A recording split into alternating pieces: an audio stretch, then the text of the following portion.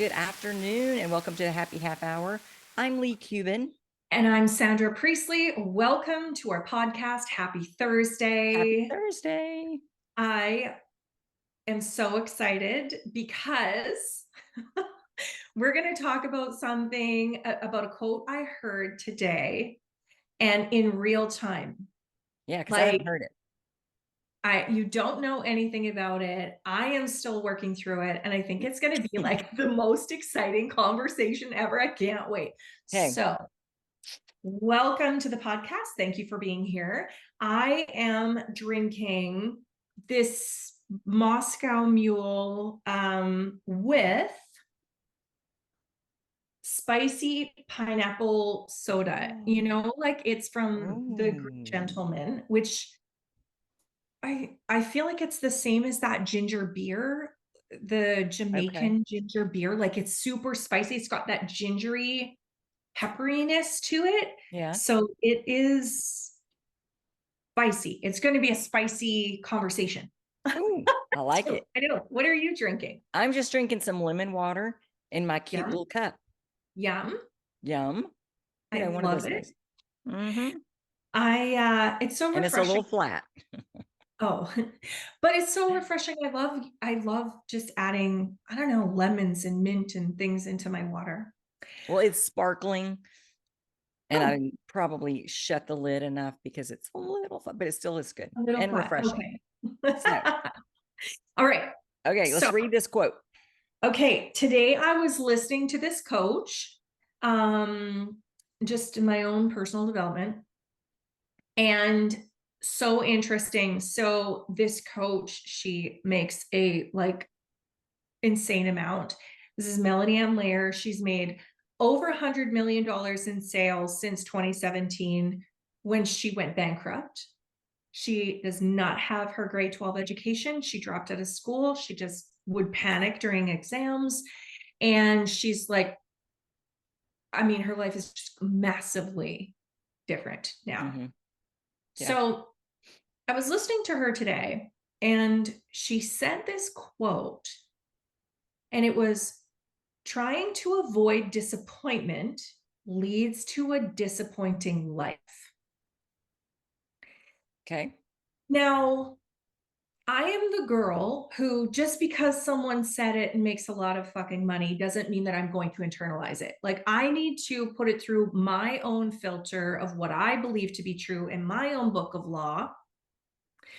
And so, and in true Libra form, I am going back and forth over this quote. Like it was just, she randomly said it off of the top of her or tip of her tongue. And I am like, I've spent the last 3 hours thinking, do I believe this or not? Like, I am literally savoring this quote to see if I believe this to be true or not. And I am still not sure. Okay. Can I share my insight, my thoughts? Yes. You have one right away. I'm so yeah. So what okay. she's saying is when we try to avoid disappointment, we play it safe. So, I'm not going to try to do that. What if I don't do it? I'll just be disappointed. So I'm just going to play it safe and stay over here. I'm not going to go after that. Nope. Right. I don't want to disappoint myself. And when we don't stretch ourselves, are we going to fail sometimes? Are we going to be disappointed sometimes? Yeah. But are we going to thrive and grow and do amazing shit sometimes? And those moments are what we came to do. The failures, so to speak, are only there to teach us and help us to learn and grow. It's not a punishment. And this is what I know, this is what she meant. But I'm kind of in this season with my clients where I feel like sometimes we set the goal or our expectations too high. Okay. And I know Melanie would say, I didn't want to live the good life. I wanted to live the great life. It was hard for me to step from good to great. Mm-hmm. And she really needed to push herself into what does she want in like the most big, huge, miraculous ways. And so trying to avoid that disappointment can lead to a disappointing life. I get that that's what she said. But here's the thing for me, and why I'm rolling around in this, is that sometimes we set our sights or our expectations or our desires so fucking high, we actually don't know how to take the first step towards them. Mm-hmm. They feel so impossible. Mm-hmm. So we Well, think setting our goals lower, a little bit lower, is disappointing. And I think that that's to place judgment on people who just are the ones like me who probably does better. Small goal, achieve it. Small goal, achieve it. yeah. Versus, and I've done this, man, like a whole year I was focused on $100,000 months, and I think I went backwards because it was so huge, You didn't believe it. too big. Mm-hmm. I was doing all of my work trying to convince myself that I could do that.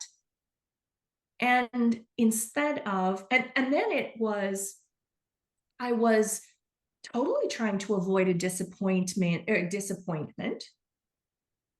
but I ended up being more disappointed because I had this big, huge goal that I wasn't anywhere near because I didn't know where to start. Right. Mm-hmm. So I guess I am kind of going into the minutia of, I get what she meant. Yeah. And I agree with what she meant. But when I go into the step-by-step, what do I believe to be true right this moment? Mm-hmm.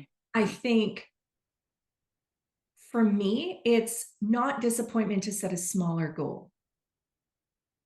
Well, because the way that she was kind of talking was like, like big, huge, like go for it all, because at the end of your life, you will not regret not going for it, which I agree. But sometimes we have to take the smaller steps. The goal is to feel good. To feel That's good. the goal. Exactly. The goal is to be excited about life, to show up every day. And when we get too much in it has to look like this, we limit ourselves. Right. Instead of just wanting the feeling of that. Exactly. And watching the universe come in and knock itself out mm-hmm. to give us something better than we would have asked for. Mm-hmm. I also think too that,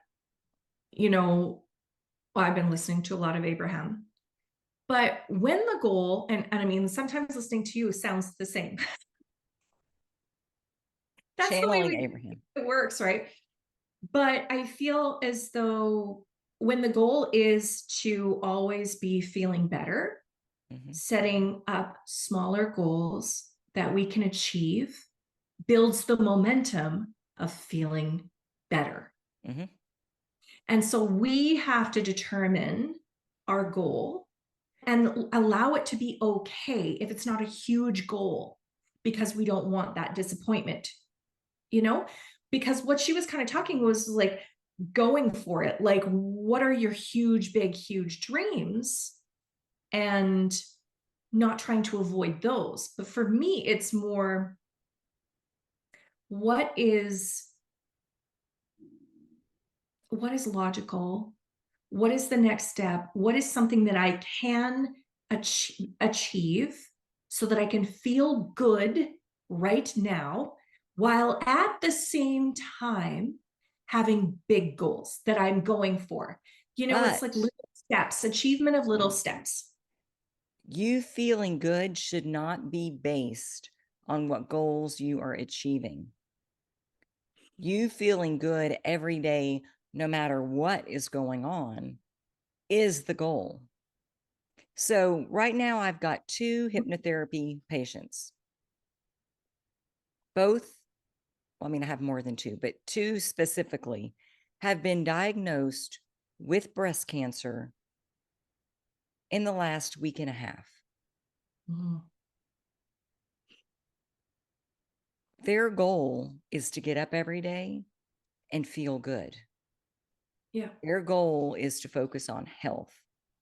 They're Mhm. going to have to go through surgery, radiation, chemo. Well, one of them is. The other one is she's she came in today and she's like, I'm just kind of thinking they're going to do a lumpectomy. They're going to get it all. They've caught it early and it's just going to, that's going to be it.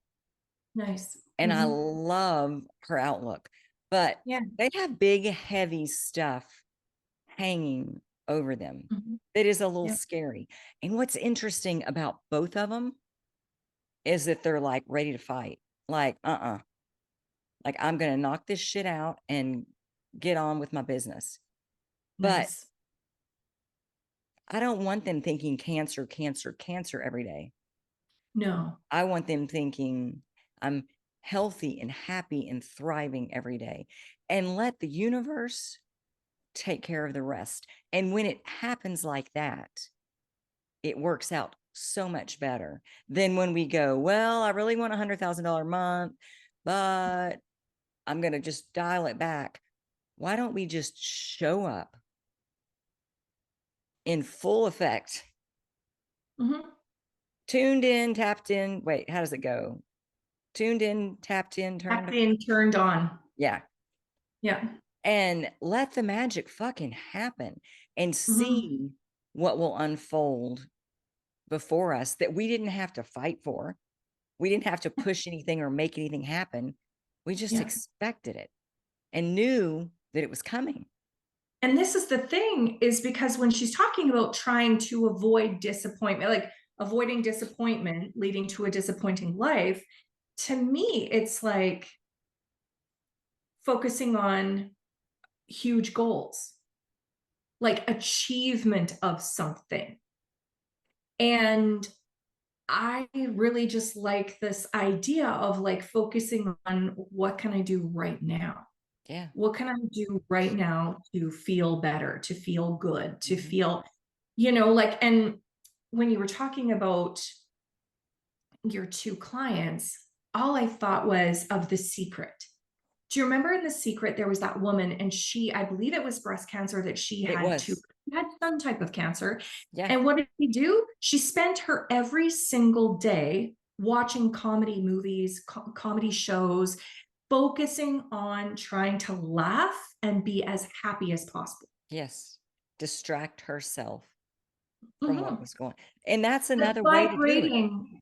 Yeah, like vibrating into happiness, gratitude, and focusing on what she wanted, and like being in this energy and this vibration, this emanating this frequency of happy, Yeah. versus how often can we emanate the frequency of disappointment, frustration, Mhm. anger, Fear. resentment, fear, worry, panic, Mhm. illness. Yeah. Yep. It's not coming. And It's not coming. It's not coming. What am I doing wrong? What am I doing wrong? What should I do next? That's yeah, not how you feel when you're connected and no, you're living in that moment and letting the universe take care of it. Because all you're supposed to be doing is listening for those impulses. Ooh, turn here, mhm, go here, call this person, pick up this book. Um, we get the impulses all day long, but if we're not following them, the magic isn't unfolding in the way that it could. yeah, exactly. I was So, listening to she's a Canadian chef, and mm, she's got a couple of TV shows and a number of books. Her name is Mary Bird. She was the winner on um Top Chef Canada, I think it is, Top Chef or another one. And she said, so she was very, very good in school. I can't remember what degree she had, but anyway, she was really, really good in school. And She ended up leaving that career to follow cooking. And she went on Top Chef, MasterChef Canada. She went on MasterChef Canada and she ended up winning. And then she started like a whole new life.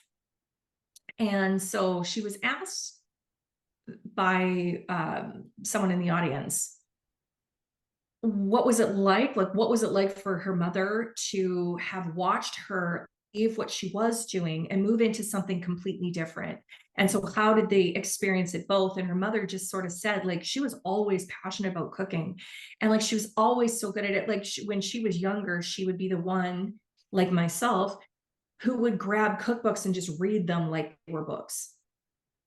And she said, sometimes you just need a left turn. Mm-hmm. And I love that so much. Like sometimes you just need to, you know, like just take a left turn and see where it goes. Try it and see where it leads. And just like listen to the nudges and see where life leads you. See where Yeah. God, the universe, the divine, your spirits, your guides, your dog leads you. Yeah. Yeah. You know, what's next? What's next? And being excited about what's coming instead of, I think, having a set goal that is so huge and not knowing where to go, Mm-hmm. Or where to start where to instead of start, just what to do starting. today. Yeah. Yeah. So it's interesting that you talk about the left turn because we tend to take life so seriously. Mm-hmm. And oh, I can't do that. I've got to be all of these things for all of these people. Yeah. And so we limit where we go because we're afraid to take the left turn because, oh, what if Yeah. it's the wrong turn? Well, you know what? Then you get off the turn. Yeah. You know, if it's not your road, you've experienced it, you know it, and you come back to the main one and go to the next one. But Mm-hmm. we get so caught up in this is the order of things. This is the way things are done. This is the only way that's acceptable. And I need to be acceptable. So I must comply. And that's bullshit. And Yeah. thank God this girl had a supportive mom that was like, try it. Exactly. Yeah. Because look at where she's at. Not that the mom would have stopped her, because sometimes our Mm-hmm. desire is so great that our parents can be going, oh my God, you need to be doing this or this or this.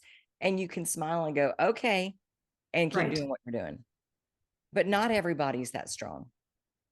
No, very true.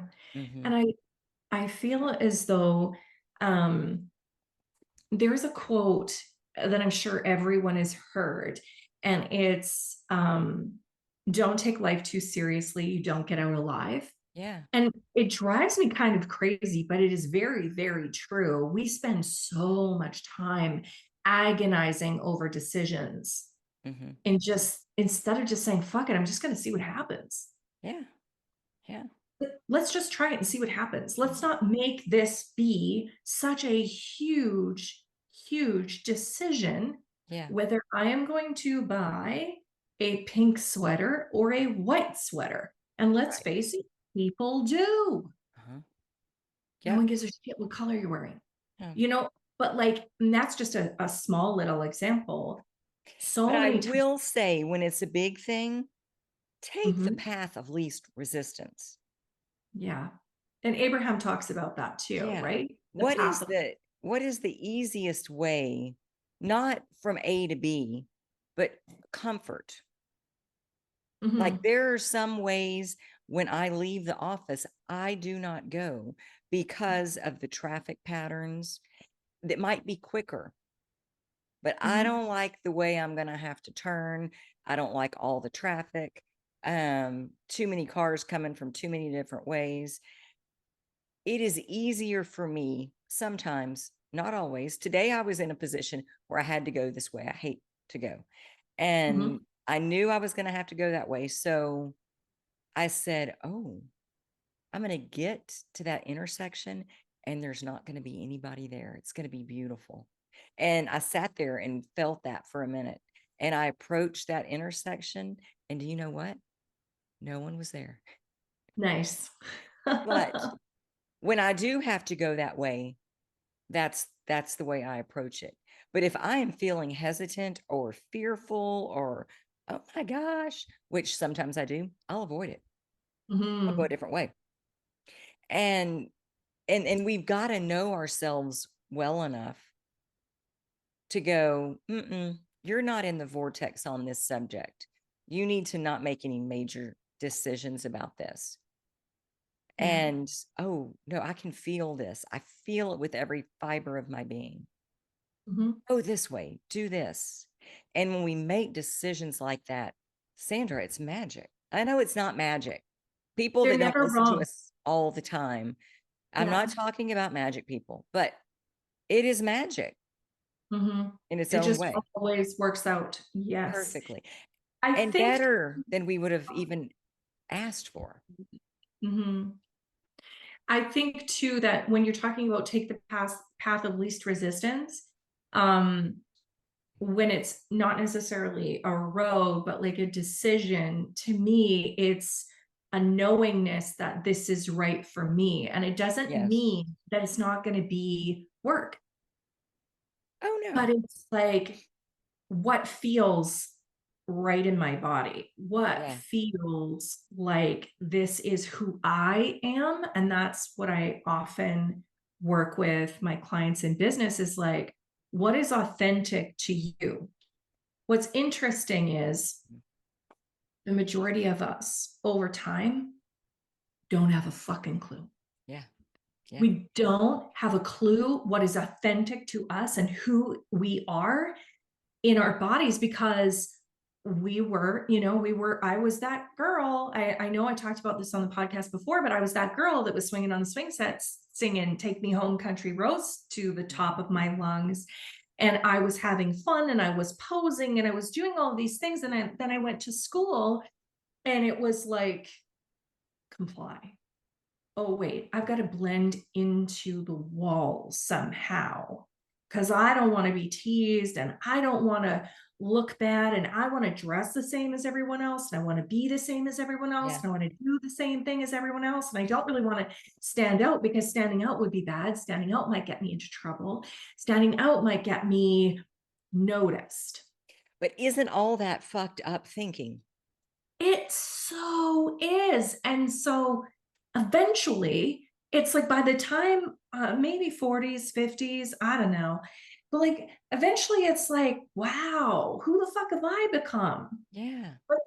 And we lose touch with who we came here to be. Yep. We lose touch with what we believe to be true, who the fuck we are, how the fuck we are, because we've spent so much time trying to please everyone else and comply and blend into the Blend world. in, be normal.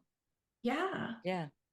Like And how amazing when we can start to strip away at all that conditioning yeah. and figure out who we are. That's when we know what is the right path for us, Yeah. even if it might be scary, but we know the path of least resistance because it feels like home. Yeah, and it feels right. Yeah. It feels like truth. Yes. And I wish there was a way that we could go into elementary schools and teach these kids this when they're young and having fun and full of wonder and excitement, to tell them it's okay. You don't have to blend in. You don't have to look like everybody else. You don't have to be like everybody else. You don't have to believe like everybody else. Like, listen to your guidance. I mean, their parents might not like that very much. Yeah. But I wish I had gotten it when I was a little kid. And I think I sort of knew it on some level because there were things that I was taught that I would listen to and go, that doesn't feel right. Like that doesn't, in my soul, I was like, I'll nod and go along with it because I'm not going to be that kid. But internally, I was like, that's not truth. That's a lie. Yeah. And I didn't realize until I was older how true that was. I mean, how true what I felt. Like, what a lie that was on Yeah. a different subjects. But yes. Wouldn't it be amazing if we taught emotional intelligence and we taught emotional regulation Mhm. and we taught just this like authenticity and awareness in Yeah. schools? Yeah. I saw a meme the other day and it was like, I'm so glad that I learned all about parallelograms because it comes in really handy on parallelogram day. Mhm. Mhm. Like, holy shit, no one gives a crap about parallelograms. But what we need is, how do we navigate big Yeah. emotions Mhm. as a 3-year-old and as a 53-year-old? Yeah. Yeah. How do we navigate these difficult times? How do we navigate success? Mhm. I mean, Yeah. because it's really all about emotional regulation, Mhm. even at our age and weight. It's about emotional regulation, Yep. controlling the cortisol and controlling the stress. And I mean, I just think, wow, if we had been taught some of the things that I know now